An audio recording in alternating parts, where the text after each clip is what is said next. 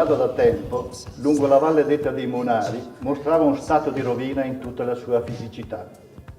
I regolamenti comunali non consentivano il suo recupero per fini abitativi, per cui la strada intrapresa ha condotto verso una fruizione didattica da un lato e dall'altro come possibile riparo nel lungo itinerario del cammino paesaggistico di Belici che percorre la serpentina della strada di Rimini. Ma la domanda che noi architetti ci ponevamo all'inizio era: ma quale estetica per questa rovina che l'incuria dell'uomo ha distrutto come fosse uscita da una guerra e che oggi emana tutta la potenza del non finito? Le rovine racchiudono qualcosa di autentico, una fisicità e nudità da valorizzare, da non perdere quando restauriamo un edificio distrutto. Ma non è così semplice. La ricostruzione quasi ex novo di un edificio abbandonato porta sempre e banalmente alla copia dell'originale, a una sorta di facsimile. Noi in questo progetto abbiamo tentato un'altra via, un altro approccio. Qualcuno potrebbe alzare la voce scandalizzato: voi state monumentalizzando i danni del tempo.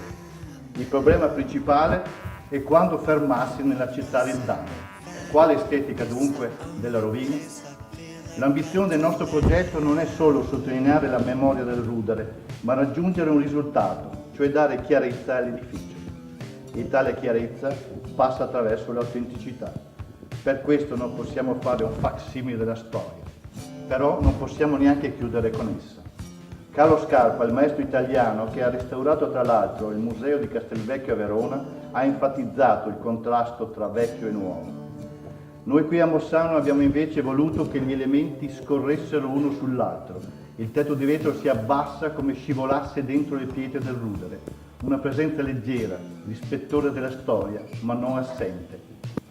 Il restauro delle murature esistenti, vale a dire la storia rimasta in piedi, e poi la contemporaneità del linguaggio architettonico, qui della modernità delle strutture vetrate, dentro la tradizione costruttiva del mondo rurale.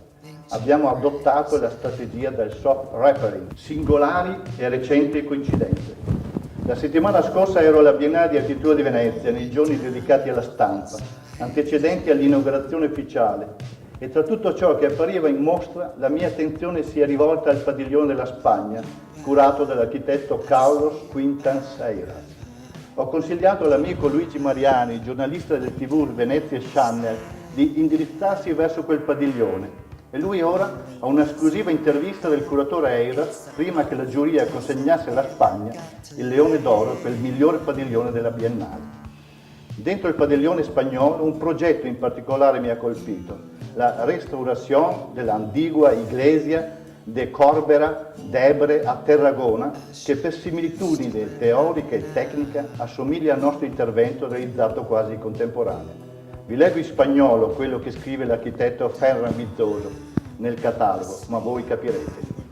La restauración tenía que preservar el sutil equilibrio entre naturaleza y construcción, entre exterior e interior, que todas le ruinas tienen, montando una cubierta trasparente. Giustamente premiato, mi scriveva dal Cairo l'altro giorno l'amico architetto Gianluca Peluffo, il padiglione spagnolo declina con esattezza e intelligenza il tema del fronte, del non finito, dell'intervento sull'esistente. Esatte le opere scelte che nel loro insieme trasmettono un senso di libertà, ricchezza, profondità e serietà che può solo rendere tristi noi italiani. Aggiungendo poco dopo però che guardando i progetti spagnoli mi è parso di rivedere decine di progetti di bravissimi colleghi siciliani, abruzzesi, pugliesi. Niente di più forse, ma raramente di meno. Come darti torto, oggi noi siamo qui per dimostrarlo.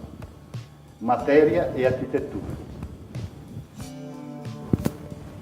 E proprio da Andrea Palladio questo progetto parte. Quando il maestro entrò dentro il palazzo della Ragione di Padova il 23 maggio 1563 assieme a Giovanni Maria de Tolsordo e lo fece testimoniare davanti al giudice dell'ufficio del porco dalla posizione dello scranno sotto l'effigie del maiale dipinto sul muro.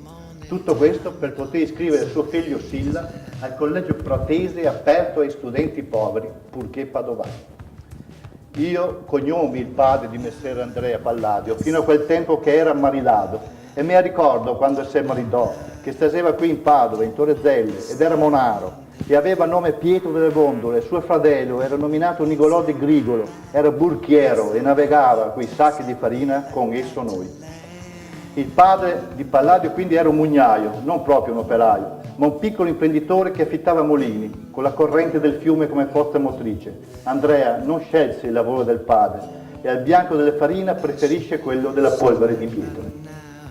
Di questa polvere del tagliapria Andrea ha levato, di quella polvere che il tagliapria Andrea ha levato dei massi della pietra di Vicenza per creare le sue prime opere da scalpellino, il progetto cerca di parlare e lo fa raccogliendo lo spirito creativo del maestro dentro teche di cristallo sorrette da un'intagliatura in acciaio dipinto del colore della bianca farina.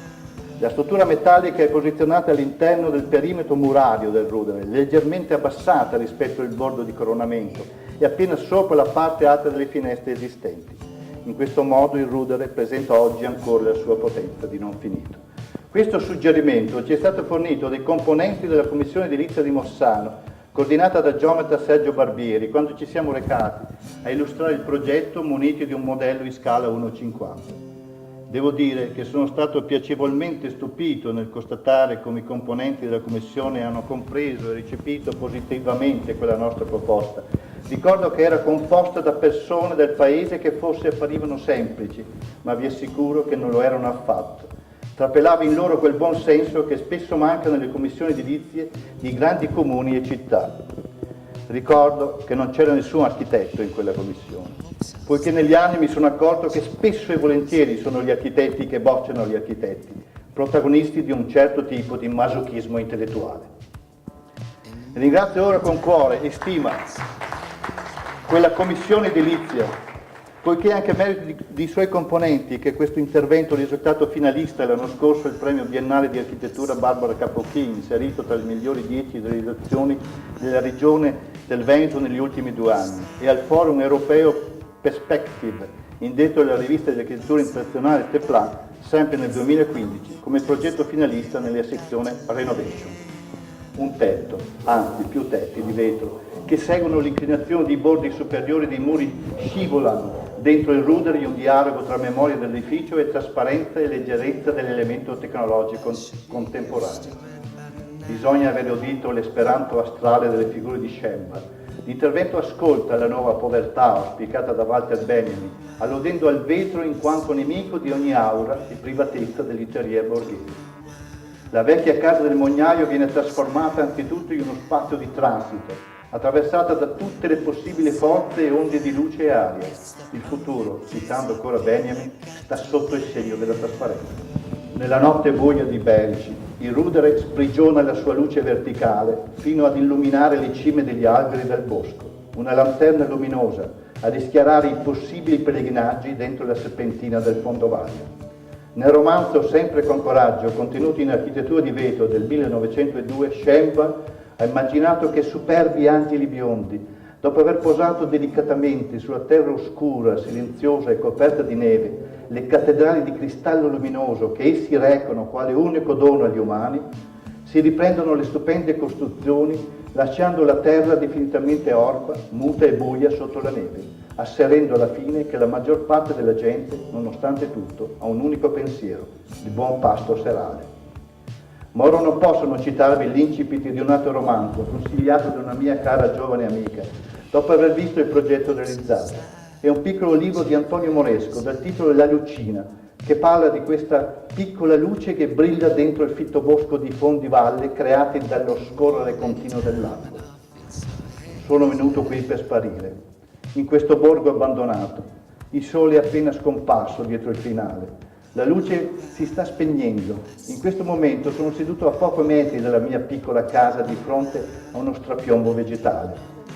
Guardo il mondo che sta per essere inghiottito dal buio. Il mio corpo è immobile su una seggiola di ferro dalle gambe che sprofondano sempre più nel terreno. Eppure ogni tanto mi manca il fiato, come se stessi precipitando su un'altalena dalle corde fissate in qualche punto infinitamente lontano dell'universo. Resto ancora per molto seduto qui. La luce a poco scompare. Tutto questo mondo vegetale diventa sempre più buio di fronte ai miei occhi. Si cominciano a levare da ogni parte i versi degli animali notturni. invisibili dentro il nero fogliame. Solo quando il buio diventa ancora più fitto e si incominciano a accendere le prime stelle, dall'altra parte di questa stretta gola a strapiombo, di un tratto del crinale di fronte, incavato in mezzo ai boschi come una sella, ogni notte, sempre alla stessa ora, si accende improvvisamente una lucina. Di queste luci, lucine, lanterne, lighthouse, ci ha sempre parlato l'architetto Aldo Rossi nella sua autobiografia scientifica, ma anche di vuoti, di strapiombi, che qui nella Valle dei Mulini diventano strapiombi vegetali. Potrei chiedermi, dice Rossi, che cosa significa il reale in architettura? Per esempio un fatto dimensionale, funzionale, stilistico, tecnologico. Potrei scrivere un trattato, ma penso piuttosto a questa lighthouse, a un ricordo, a un'estate. Come stabilire la dimensione e quale dimensione? In questa estate del 1977 stavo all'Osteria della Maddalena, quando nel corso di una conversazione poco afferrabile ho colto una definizione architettonica.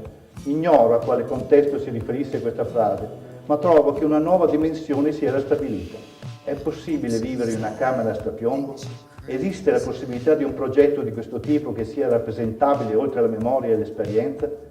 È inutile che io dichiari che ho tentato inutilmente di disegnare questo progetto o questa camera. Potrei farlo, ma sempre si arresta un vuoto che non si può rappresentare. Per molti versi, questo vuoto è la felicità e la sua essenza. Noi abbiamo provato a catturare questo vuoto, quel vetro per coltivare la felicità dell'architettura e per continuare una memoria espressa dalla nostra committente, poiché sua nonna un tempo aveva un mulino. E così le storie si intrecciano lungo il sentiero che si snona nel fondovalle, dove scorre rumoroso il ruscello che alimenta le palle dei mulini che sono tornati a ruotare.